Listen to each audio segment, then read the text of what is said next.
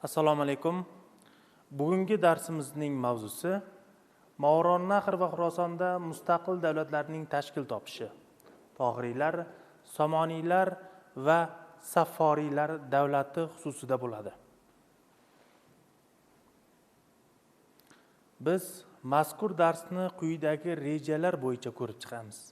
Birinchi rejamiz Arab xalifaligining zaiflashuvi va xalifalik tarkibidagi xalqlarning mustaqillik uchun kurashlari. Ikkinchi rejamiz Tohiriylar davlatining tashkil topishi, davlatdagi ijtimoiy, siyosiy va iqtisodiy ahvol. Uchinchi rejamiz Somoniylar davlatining tashkil topishi, davlatdagi ijtimoiy, siyosiy va iqtisodiy ahvol. Va nihoyat to'rtinchi rejamiz Safforiylar davlatining tashkil topishi. 9-asrga kelib ulkan hududlarni, ya'niki g'arbda Gibraltar vohasidan sharqda Talas vodiysigacha bo'lgan ulkan hududlarni egallagan Arab xalifaligi davlati o'zining zaiflashuv bosqichiga kirdi. Buning qator sabablari bor edi. Birinchidan, Arab xalifaligidagi muxolifat xalifalik davlatining markazlashgan holda bir kuchli mustahkam davlat sifatidagi o'z siyosiy faoliyatini 9-asrda ham muttasil davom etish imkoniyatiga monelik qilmoqda edi. Ya'niki Arab xalifaligida diniy muxolifat, siyosiy muxolifat, qabilaviy muxolifat singari muxolifatlar mavjud ediki, bu muxolifatlar Arab xalifaligi hokimiyatining markazlashish omiliga doim monelik qilib keldi. Buni birgina Arab xalifaligining Movarounnahrni egallash jarayonidagi siyosatlarda ham ko'ramiz. Ya'niki Arab xalifaligi harbiy, diplomatik, diniy, mafkuraviy va iqtisodiy jihat bilan mana shu omillarni hisobga olgan holda ulkan hududni yoyib, ulkan hududga o'z siyosatini, o'zining mafkuraviy strategiyalarini yoyishga harakat qilganligi, bundan islom dini va uning ahkomlari natijasida, islomlashuv omili natijasida harakat qilganligi fakti 9-asrga kelib ham bu hududlarning Arab xalifaligi tarkibida muttasil qolishiga qarshilik qildi. Arab xalifaligining Movarounnahdagi hujumlari davrida voha hukmdorliklari, turk xoqonlari, Xitoy imperatorlari va qarluqlar Arab xalifaligining siyosiy muxolifati edi. Endi shu yerda aniqlik kiritib ketishimiz kerak. Mana birgina Movarounnahrning o'zida Arab xalifaligining siyosiy muxolifatlarining turfaqilligini ko'rib o'tyapmiz. Demakki, Arab xalifaligi Xuroson, Movarounnahr, Yevropa, Afrika qit'alarida mustamlakalarga, ya'ni o'zining hududlariga ega bir yirik davlat ediki, bu jarayon 9-asrda yaqqol namoyon bo'ldi. Ya'niki qator hududlarda mustaqil davlatlar tuzilish jarayoni ko'zga tashlandi. Biz ayni shu davlatlar xususida hozir fikrimizni davom ettiramiz. Bulardan biri Tohiriylar davlati edi. Tohiriylar davlati xususidagi ma'lumotlar Ibn al-Asrning Al-Komil fi tarix, At-Tabariyning Tarix ar-Rasul va Al-Mulk asarlari orqali, ya'ni bular birlamchi manba, mazkur manbalar orqali bilib olamiz. Ibn al-Asr o'z asarini Tabariyning Tarix ar-Rasul Al-Mulk asariga tayanib yozilganligini ko'rishimiz mumkin. 20-asr tarixshunoslaridan Bartolt, Lendpul, Fasmer, Bosford asarlari, shuningdek Eron tarixchisi, ya'niki Tohiriylar davlati Eron hududida vujudga kelgan. Eron tarixchisi Nafisiyning Tarixi xonadoni Tohiriy 1956-yilda yozilgan asarlari Tohiriylar davlatining u yoki bu jihatlarini yoritishga xizmat qiladi. Xo'p, Tohiriylar davlati tarix sahnasiga qay tarzda keldi? Mazkur siyosiy jarayonga to'xtalib o'tamiz. Tohiriylar davlatining hokimiyatga kelishi xalifa Horun ar-Rashid va uning o'g'illari o'rtasidagi siyosiy jarayonlarga borib taqaladi. Xalifa Horun ar-Rashid 786-809 yillarda hukmronlik qilgan Abbosiy arab xalifasi edi.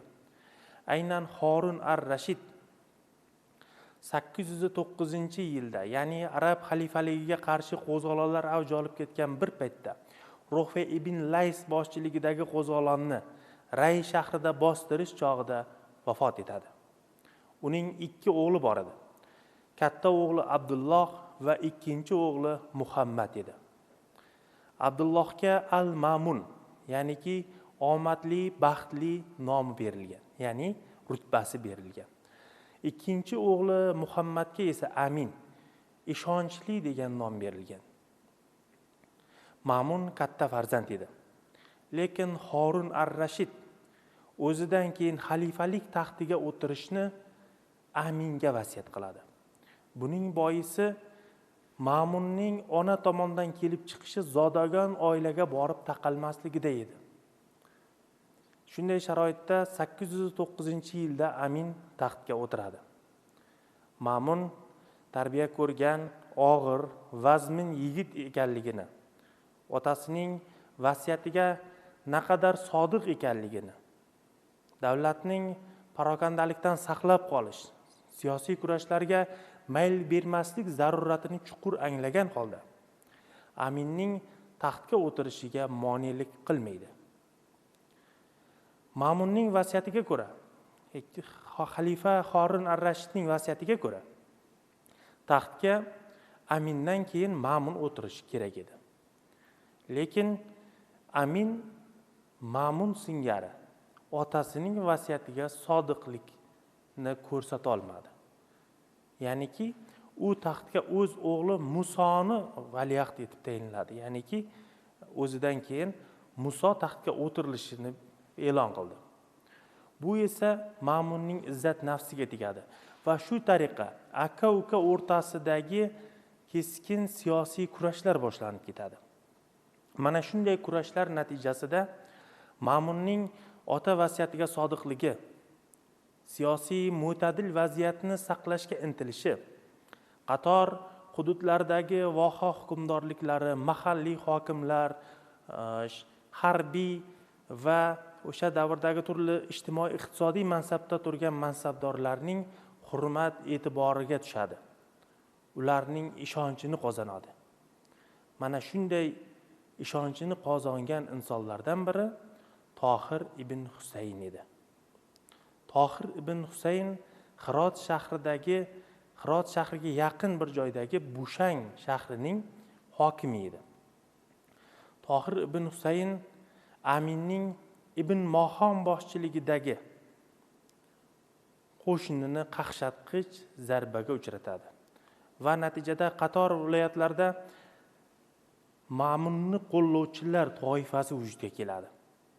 Xususan Horun ar-Rashid qo'zg'olonni bostirishga uringan Rufe ibn Lays ham Mamunga xayrixohligini izhor etadi va qo'zg'olonlarni to'xtatadi va o'z qo'shinini Mamun va uning nomidan kurash olib borayotgan Tohir ibn Husayn qo'shinlari tarkibiga safarbar etadi. Ana shu jarayonlar, ya'ni mana mazkur siyosiy jarayonlar natijasida katta qo'shinga ega bo'lgan xalifalikning turli sarhadlarida mahalliy hokimlar, hukmdorlarning xayrixohligiga erishgan Mamun va uning Aminga qarshi kurashayotgan, Amin siyosatiga qarshi kurashayotgan Tohir ibn Husayn boshchilik qo'shinlari 813-yilda Bag'dodni egallaydilar. Amin qatl etiladi. Uning boshi Mamunga yuboriladi, ya'niki o'sha Bag'dod egallanganligi xati bilan birgalikda Mamunga yuboriladi. Avval yuborilishidan oldin minoraga, o'sha davrdagi Bag'doddagi bir minoraning peshtoqiga osib qo'yiladi. Shunday sharoitda 813-yilda taxtga Mamun o'tiradi.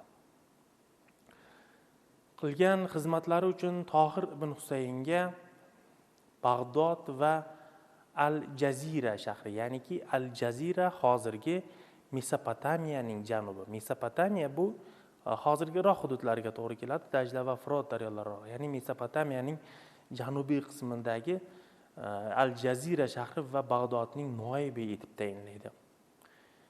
Mana shunday siyosiy tarang bir vaziyatda, ya'niki mamlakatning turli sarhadlarida siyosiy muxolifat shakllangan, aholi o'rtasidagi noroziliklar, qo'zg'olonlar natijasida yangitdan xalifalikka taxtiga o'tirgan xalifa Ma'mun 813-yilda taxtga o'tirgan bo'lsa, 819-yilga qadar Bag'dodga qayta olmaydi.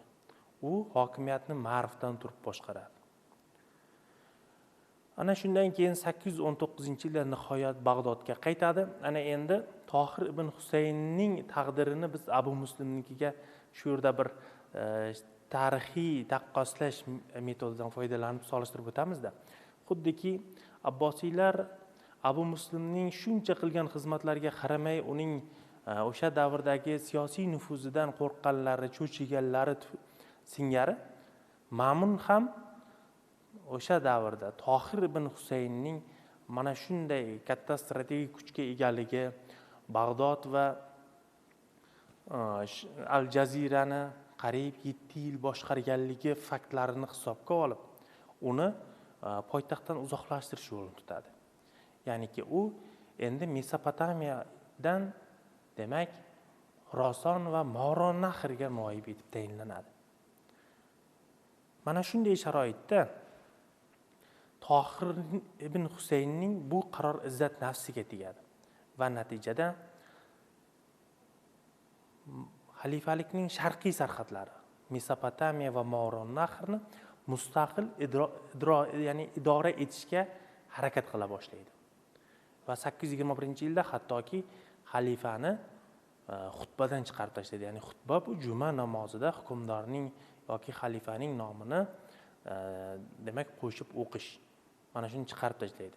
Yuboriladigan soliqlarni to'xtatib qo'yadi.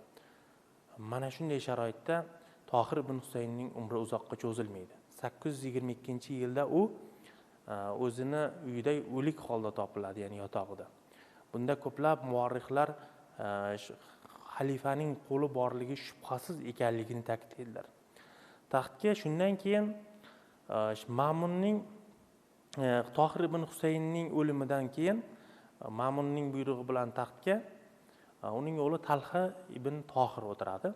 Talha ibn Tohir mamlakatni, ya'ni Tohiriylar sulolasi boshqaruvini 822-yildan 830-yilgacha olib boradi. Talha ibn Tohir davrida nega endi shu yerda bir tajribli, ajablanarli savol bo'lishi mumkin. Tohir va Tohiriylar arab xalifaligi bilan hisoblashmay qo'ygandi. Xalifalarning hokimiyatini tan olmay qo'ygandi. Xalifaning nomini xutbadan chiqarib tashlagandi. Nima uchun Talha ibn Tohir yana noiblikka tayinlanyapti deyilgan savolga biz shunday javob beramiz. Arab xalifaligi ayni so'z yuritilayotgan davrda chuqur siyosiy, ijtimoiy, iqtisodiy tanazzulga yuz tutgan edi. Uning real kuchlari xalifalikni tan olish bilan cheklanib qolgan. Ya'niki Tohir o'lgan bilan Tohiriylarning nufuzi pasaymagandi. Ya'niki Tohiriylar o'zlari noiblikni tan olgandan ko'ra, ya'ni o'zlari noiblik rutbasini olib, yana Tohiriylar dinastiyasini davom ettirgandan ko'ra, xalifa unga noiblikni bergani xalifalik uchun foydaliroq edi. Ya'niki xalifalar Tohiriylarning hokimiyatiga nuqta qo'yish qobiliyatiga ega bo'lmay qolgan. Mana shunday sharoitda 822-yildan 830-yilgacha Talha ibn Tohir mamlakatni, ya'ni Tohiriylar davlatini boshqardi. Undan keyin taxtga Abdulloh ibn Tohir o'tirdi.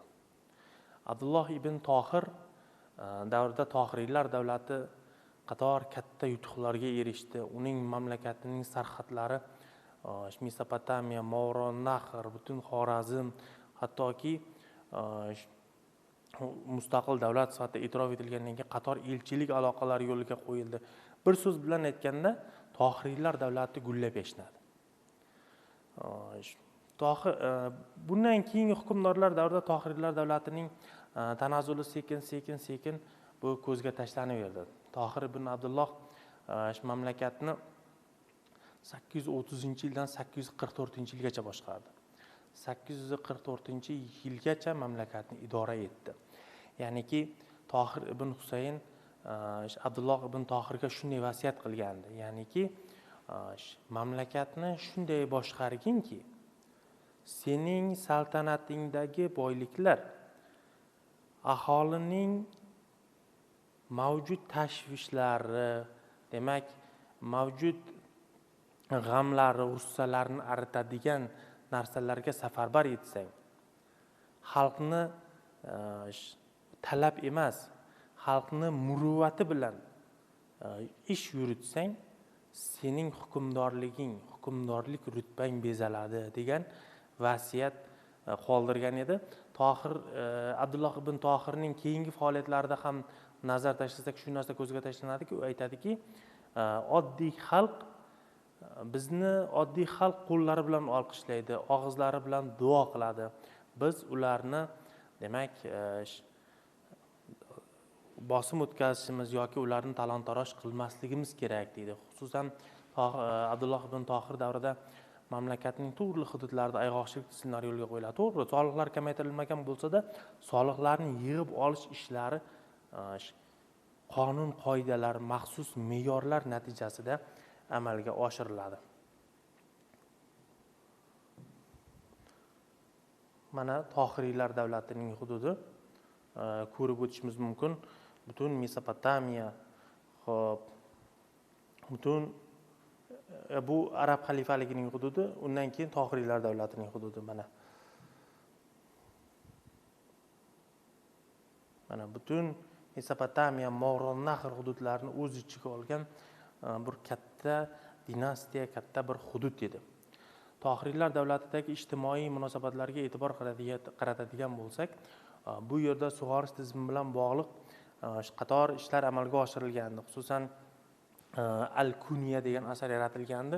Sug'orish ishlariga bevosita qay tarzda to'g'ri tartibda sug'orish, qachon sug'orish, qanday sug'orish, mana shunaqa tartib qoidalar keyinchalik Moron-Nahrda ham huquqiy asos bo'lib harakat qilgan. Tohiriylar bundan tashqari islomlashtirish siyosatiga ham alohida e'tibor beradilar. Islomlashtirish siyosatining zamirida ular islom ruhoniylarining, islom imomlarining, islom dini vakillarining xizmatlaridan foydalanib, mamlakatda ma'naviy barqarorlikni ta'minlashiga, demak, urg'u beradilar.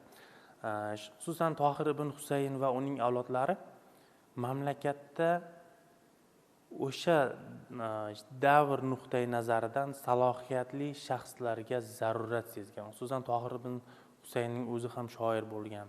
Undan keyin Abdulloh ibn Tohir ham, demak, ziyoli odam bo'lgan. Ma'rif, Amul shaharlarini boshqarib turgan o'sha davrdagi Mansur ismli bularning jiyani ham, demak, savodli shoir inson bo'lgan. Bundan tashqari Muhammad ibn Tohir ham otasi Abdulloh ibn Tohir singari ziyoli bo'lishga harakat qilgan. Mana shunday Tohiriy hukmdorlarni ko'rishimiz mumkin. So'nggi Tohiriy hukmdor Muhammad ibn Tohir edi, ya'niki 873-yilgacha. Bu davrda Tohiriylar sulolasi hukmronligi davrida Safforiylar degan harakat, g'oziylar harakati vujudga keladi. G'oziylar harakati kasodga uchragan dehqonlar, hunarmandlardan tashkil topgan uyushmalar edi.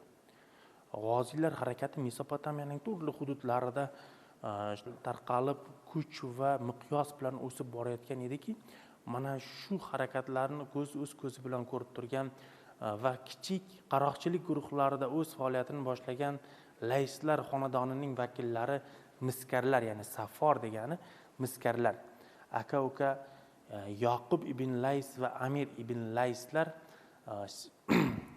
o'sha davrdagi g'oziylar harakatini birlashtirishga muyassar bo'ladilar.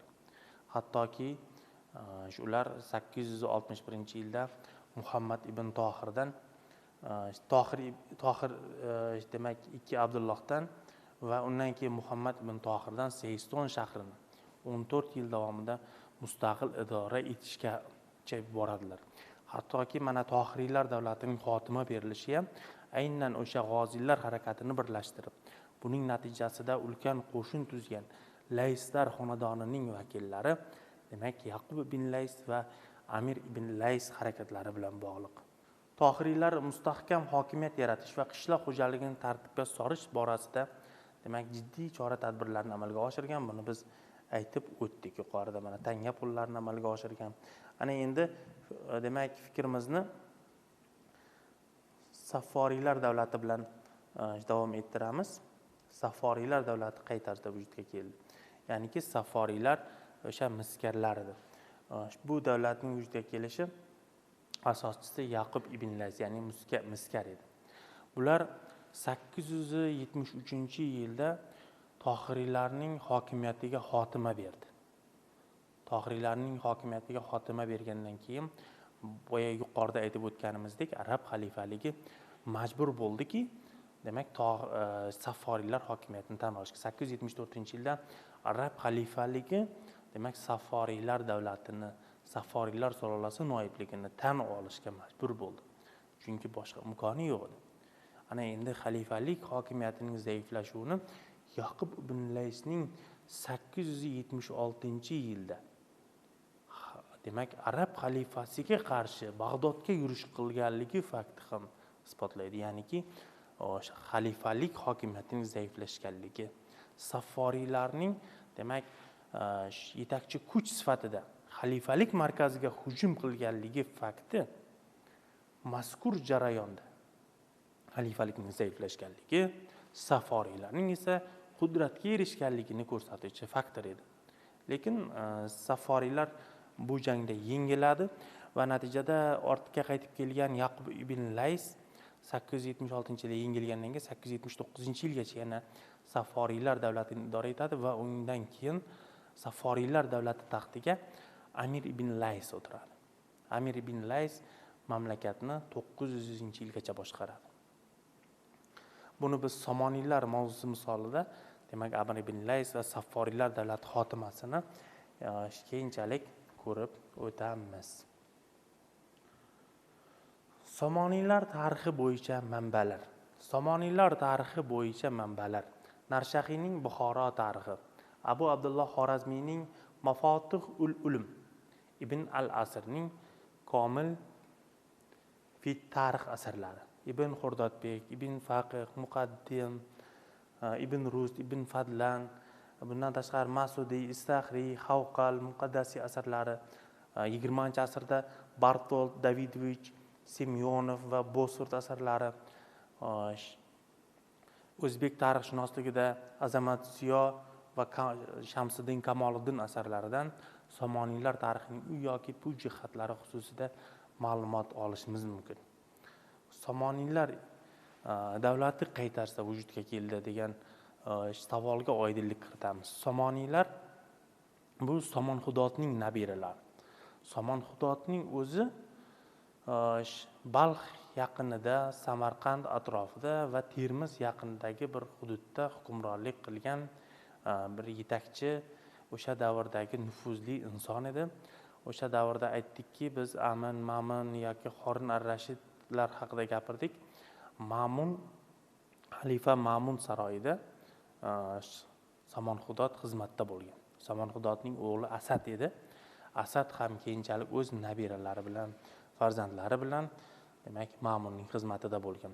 Mamun taxtga o'tirgandan keyin ularning xizmatlarini shunchaki qo'yib qo'ymadi. Xususan uning o'g'illariga Moron-Nahr viloyatlarini mulk qilib berdi.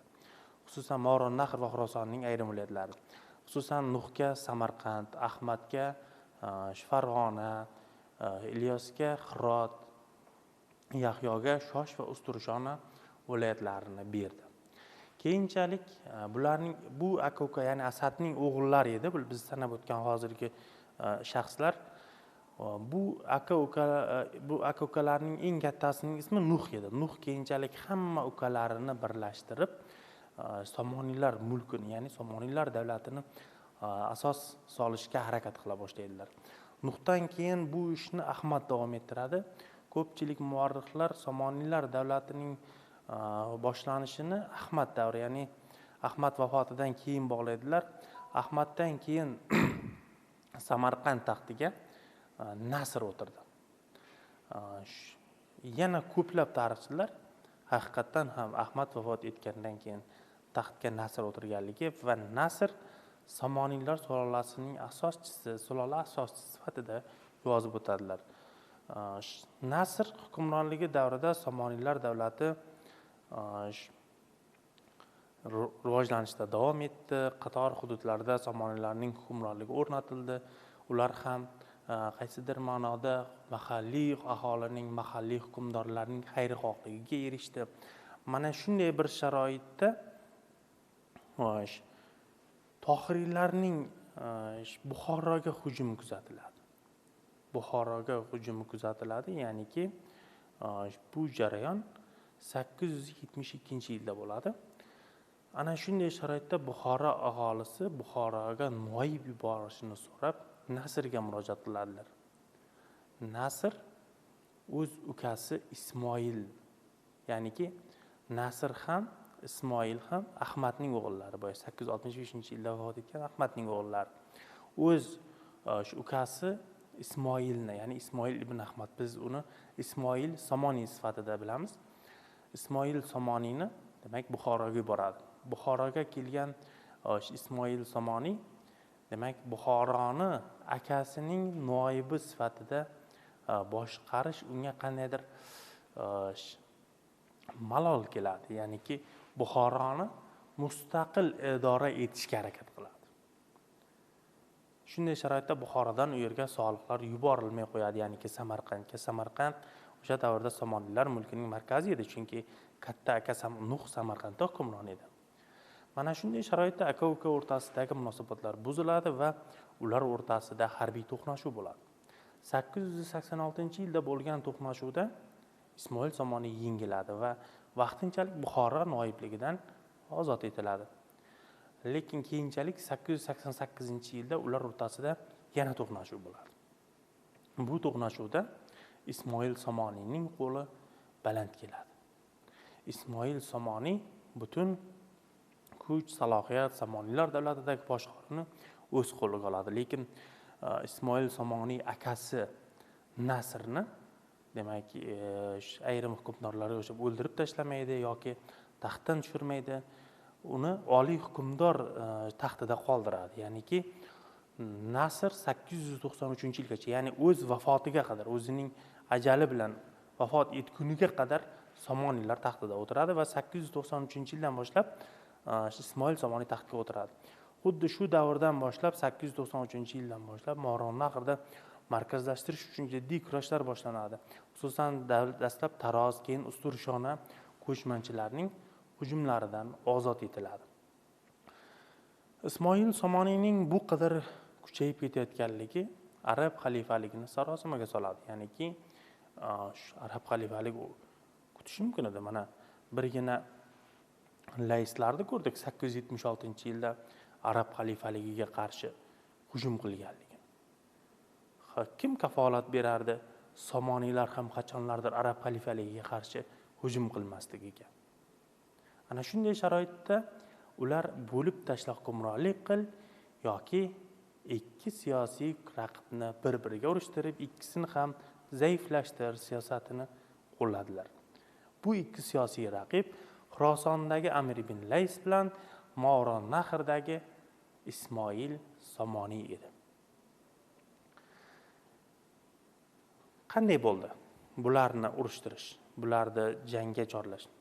Xalifa Mu'tazid o'sha davrda hukmronlik qilayotgan arab xalifaligida 892-902-yillarda.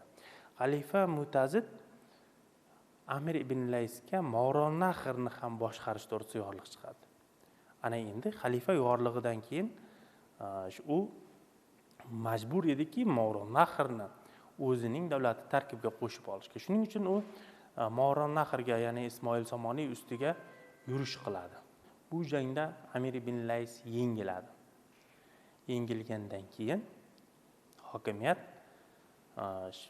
Movarounnahr va Xorasondagi hokimiyat Somoniylar qo'l ostida to'planadi. Mana shunaqa katta hudud Somoniylar qo'l ostida to'planyapti.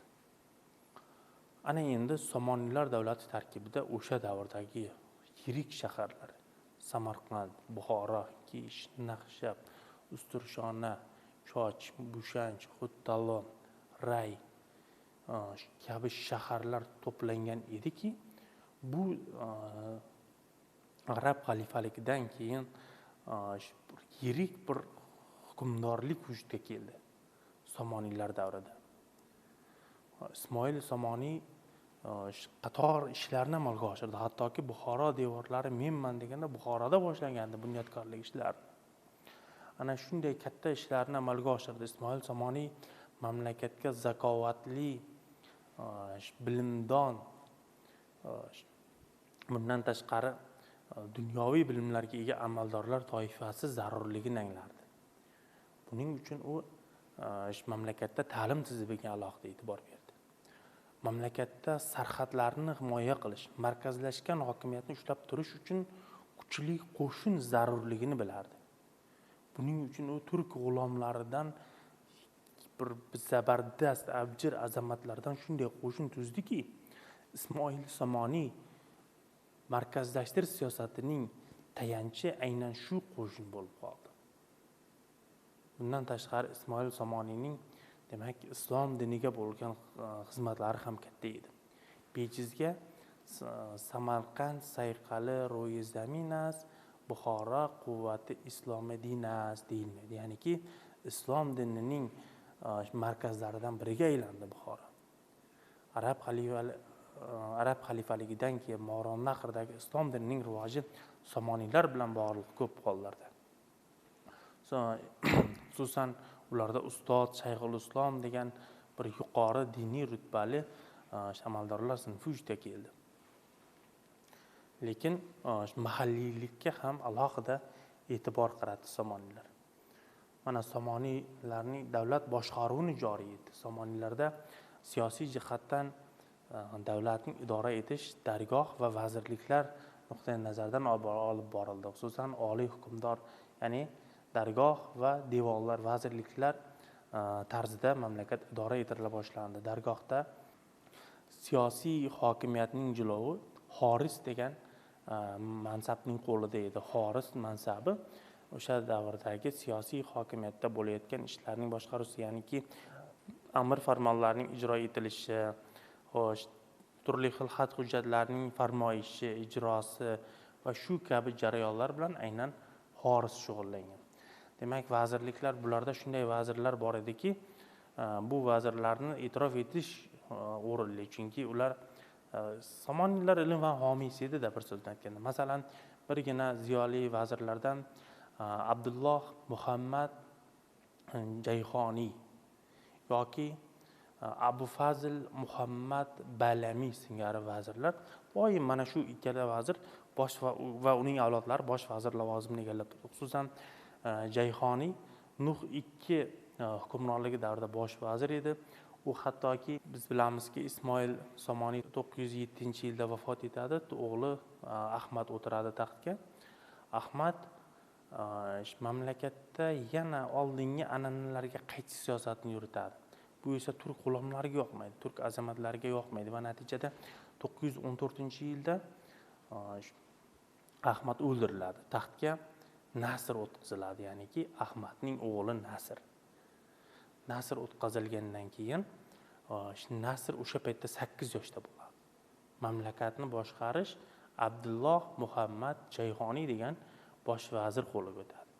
O'sha bosh vazir o'zi tarix Mamolik ul Masolik degan asar ham yozgan. Geografik bilimlarni, geografiyaga oid bilimlarni takomillashtirish, rivojlantirish tashabbuskorlaridan biri bo'ladi. Xususan Fadlanga, bundan tashqari qator sayyohlarga homiylik qiladi.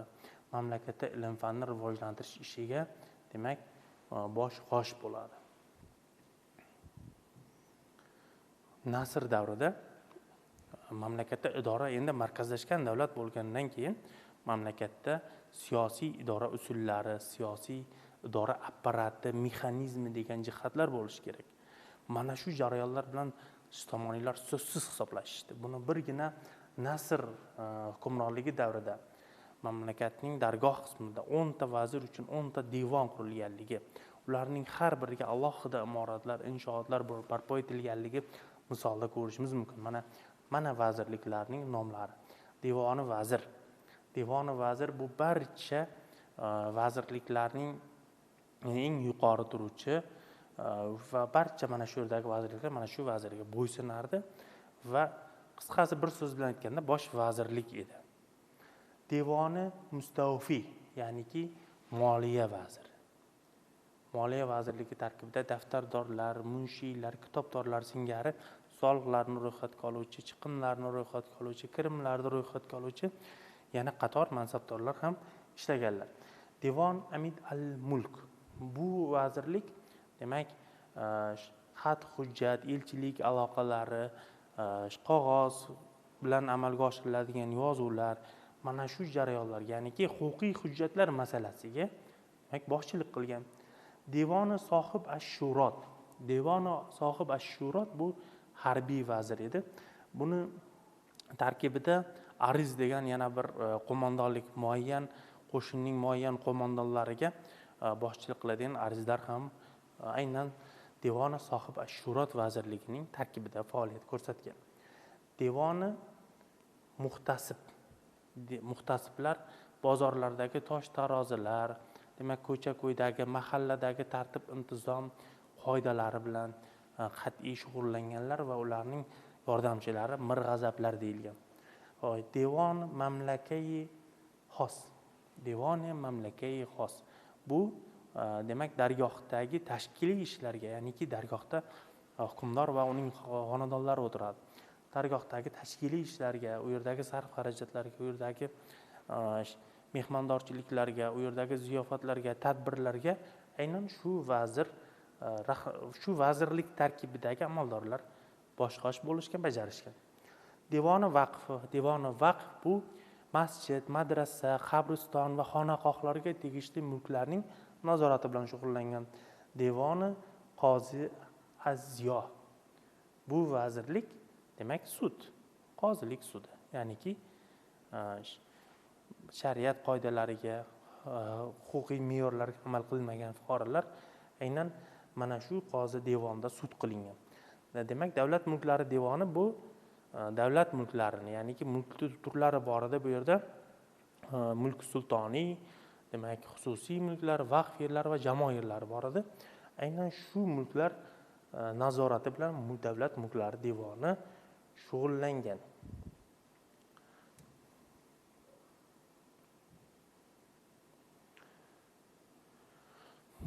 Bu davrda Somoniylar davlatida ijtimoiy iqtisodiy sohaga e'tibor beradigan bo'lsak, mamlakatda qator ishlar amalga oshirilgan. Mamlakatning iqtisodiy salohiyati bevosita o'sha davrda qishloq xo'jaligi bilan bog'liq edi. Bu qishloq xo'jaligida donli ekinlardan hozir o'zimizda mavjud hammasi ekilgan. Mana bu demak arpa deymizmi, bug'doy deymizmi, demak no'xat deymizmi, mana shu ekinlar hammasi mavjud bo'lgan.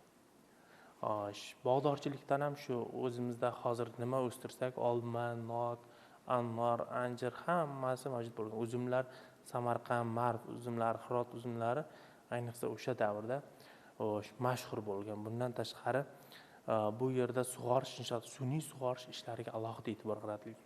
Xususan birgina Buxoro vohasida Shopirqon, Shohrut, Poykent, Karmana singari demak kanallar qurilgan. Samarqandda biz bilamizki, mana bu Darg'om kanali o'sha paytda ham faoliyat ko'rsatgan. Bundan tashqari Samarqanddagi kanallarga misol qilib Ishtixon kanalini misol qilib ko'rsatishimiz mumkin, yoki Barimsoy kanalini yoki Buzmadisoy kanalini misol qilib ko'rsatishimiz mumkin. Bular hammasi Somoniylar davridagi sun'iy sug'orish ishlariga, tadbirlariga demak yechim sifatida qaralgan. Bundan tashqari Somoniylar davrida to'qimachilik, hunarmandchilik, kulolchilikning ham shitob bilan rivojlanganligi, ya'niki markazlashish siyosati bo'lgandan keyin, demak, markazlashish siyosatida yagona pul birligi, yagona qonunlar ishlaydi. Yagona pul birligi bor joyda, demak, iqtisodning barcha tarmoqlari, qishloq xo'jaligimi, hunarmandchilikmi, konchilikmi, chorvadorlikmi, buning hammasi ishlaydi. Chunki bu uzviy mexanizm, uzviy tadrijiy bog'liqlik bor buning zamirida. Mana shu jarayonlar aynan Somoniylar davrida markazlashgan hokimiyat zamirida yuz berdi. Buni birgina mana to'qimachilik misolida oladigan bo'lsak, mana Buxoroning Zandana qishlog'ida Zandanachi degan bo'z, Samarqandning Vador deganda Vadoriy matos, Surxondaryodagi Darzangi to'qimachilarning mahsulotlari faqatki Moronda, Xurosonda emas, Eron, Hindistonda ham qadrlangan. Ya'niki raqobat bor joyda o'sish bo'ladi. Raqobat qayerda bo'ladi? Raqobat markazlashgan hokimiyat o'rnatilgan, muayyan pul o'z qadr-qimmatiga ega, demak, soliq qo'zg'olonlardan xoli, nisbiy barqarorlik ta'minlangan bir davlatda bo'ladi. Aynan mana birgina hunarmandchilik misolida, buni birgina to'qimachilik misolida ko'rishimiz mumkin. Bundan tashqari, bu yerda nafaqat bu yerda to'qimachilik, bu yerda kulolchilikda bu davrda kulolchilik charxining takomillashganligi, endi faqatgina kulol yasash emas, ya'ni kulolchilik buyumlarini yasash emas, unga sir berish, turli xil bo'yoqlardan sirlar, koshillar ishlash ishlari takomillashganligi bois bularning kulolchilik ham yana bir pog'onaga ko'tarilgan. Shisha pazlik ishlari ham, shisha ishlab chiqaruvchilar o'sha davrdagi shaffof va ko'k rangdagi shishalar ko'proq ishlab chiqarilgan va ular saroylarni bezashda foydalangan. Hattoki konchilik ishlari ham rivojlangan. Masalan, Badaxshondan lojivard, kumush, oltin va turli xil medallar, hattoki tosh ko'mir qazib olingan, Farg'onada neft borligi qayd etilgan o'sha davr manbalarida. Bularning hammasi Somoniylar davrida iqtisodning turli tarmoqlari rivojlanganligini anglatar edi. Lekin Ismoil Somoniy, yana bir siyosiy masalaga qaytamiz. Ismoil Somoniy vafotidan keyin markazlashish siyosatiga dars keta boshlaydi. Bu yerda karmatlar harakati vujudga keladi. Karmatlar harakati qanaqa harakati desak, ular islom dini me'yorlariga qarshi guruhlar edi. Ular oldingi jamoaviy ergilarga jamoaviy tarzda egalik qilish an'analariga qaytish tarafdorlari edi. Aynan karmatlar harakati natijasida Somoniylar davlatida qator qo'zg'olonlar bo'ladi. Xususan 914-yilda qo'zg'olon bo'ladi. Undan keyin Ahmad ibn Nuh, Ilyos ibn Ishoq boshchiligida qo'zg'olonlar, 922-yilda qo'zg'olonlar bo'ladi. Taxtga 943-yilda o'tirgan Nuh karmatlar harakatini qattiq bostirish tarafdori bo'lib maydonga chiqadi. Xususan u karmatlarning hamma mol-mulkini musodara qilish tomonidan boradi. Lekin qo'zg'olonlar to'xtab qolmaydi. Xususan Ibrohim ibn Ahmad Abu Ali Jahoniy bilan 947-yilda yana qo'zg'olon ko'taradi. Nuh ikki davrida Nuh va uning nabirasi Nuh 976-997 hukmronlik qilganlar davrida mamlakatdagi siyosiy tanazzul aniq ko'zga tashlana boshlanadi. Somoniylar davlatida ham siyosiy hokimiyatning mustahkamligiga daxl qiladigan jarayonlar bor. Bular Xorazmda Ma'muniylarning mustaqillikka intilishlari, turk g'ulomlari, ya'niki turk g'ulomlari keyinchalik biz mana Abdumalik I hukmronligini, Somoniy hukmdori Abdumalik I hukmronligi davrida Alptegin, ya'niki Alpteginni bilamiz. Sobiq Tegin, bularning hammasini bobosi Alpteginning nufuzi oshib ketganligi. Turk g'ulomlariga, turk azamatlariga e'tibor kuchayib ketdi-da markazlashtirish siyosati natijasida. Chunki birgina Alpteginning Moronnahr va Xurosonda 500 ta qishlog'i bo'lgan.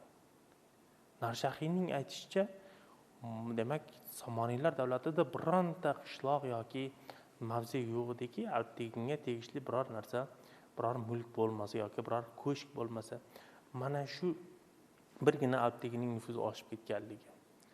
Bu G'aznaviylar davlatining Somoniylar davlati tarkibidan sekin asta o'sib chiqqanligini yoki unga keyinchalik raqib bo'lganligini ko'rsatadi. Boshqa tomondan Qoraxoniylarning xurujlari, 900-yilgacha Saforiylarning xurujlari.